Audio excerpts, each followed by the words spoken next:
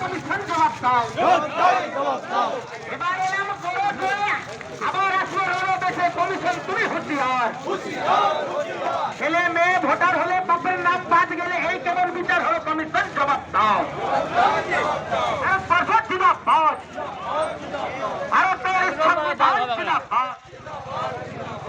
নির্বাচন কমিশনের খামখেয়ালিপনা মানছি না, মানব না। এসআইআর নামে ভোটারদের হয়রানি করা চলবে না। এসআইআর নামে ভোটারদের হয়রানি করা চলবে না।